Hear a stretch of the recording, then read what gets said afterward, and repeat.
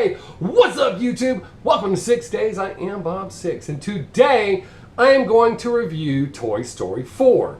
Now I know I'm a little late with my review. I saw the movie the day it came out, and I had full intentions on doing my review when I got home. But you know how sometimes life goes, what's your plan? No. Well, it's what's been happening the last couple of weeks. I haven't had the time to do it, so plus I didn't want to throw any spoiler alerts out or anything like that. I wanted people to see it, those that have seen it. So if they disagree with me, I'll get some interaction. I'd like to hear a different point of view, or different opinions of the movie. And if you haven't seen it, this is an unbiased opinion, or I try to be unbiased about it. I love the Toy Story series. So that being said, you can ask my friends, I'm quite capable of criticizing you or telling you I don't like something, no matter how much I like or love you. If I don't like it, you're going to get my honest opinion. I don't sugarcoat it. So let's get into this. I've heard criticisms about it, but the way I look at it is, for the Toy Story movies, they have a formula that works.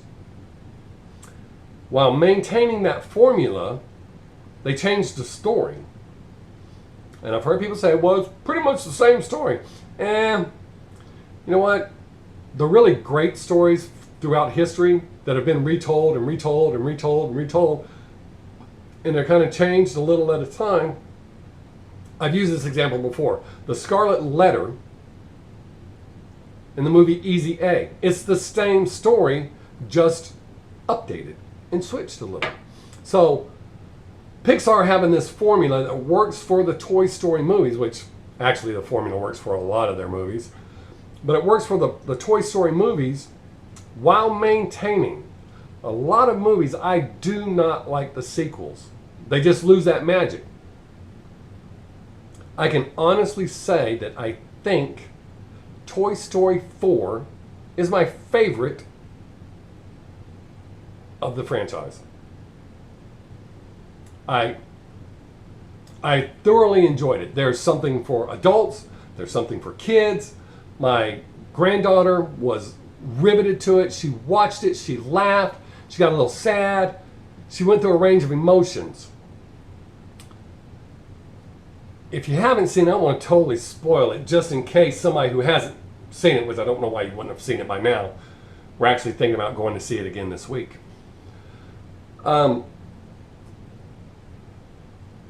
It's not your typical ending. It's not the happy, tied up in a nice, neat little bow fairy tale ending. But at that same time, it is a happy ending. A kind of twisted or out of left field. Let's say that. It's not the happy ending you may be expecting. I also think they left the movie open for a fifth one. Now, I don't know if they could go to 5 because, a lot of movies can't make it to 4 or 3 or 2. But I really like the movie. I like the storyline. And like I said, it's the same formula. And I'm really trying hard not to do spoiler alerts, just in case somebody who has not seen it, who's been putting it off, is watching this. I will say this, my number one criticism about the movie is I didn't like the way it started. Because the flashback that they did, in my opinion, and this I feel safe saying, because if you haven't seen the movie, you'll know about this ahead of time and you won't what are they doing? The storyline doesn't quite set right with me. Now, like I said, we're going to see it again, so I may have misread it the first time, but I did not like the way the flashback worked, because I think it screwed up the timeline as far as occurrences, what happened, and how people wound up where they're at, or toys wound up where they're at. Other than that, I like the story, I like the pace, I like the humor, the drama. I really liked the movie. And I've been so cautious this whole time now not to do any spoiler alerts. Or at least I don't think I have. That warning I feel is important, just in case you read the opener like I did and go, what the hell are they doing? But the characters are there. I've already seen some extra stuff that's pretty interesting about it. So this video may be a waste of time. But I try to give them so that for the adults, because you're the one taking the child to the movies, to help you make an informed decision. It's your typical Toy Story movie. Like I said, the formula, I keep repeating that because it's important. The formula is the same.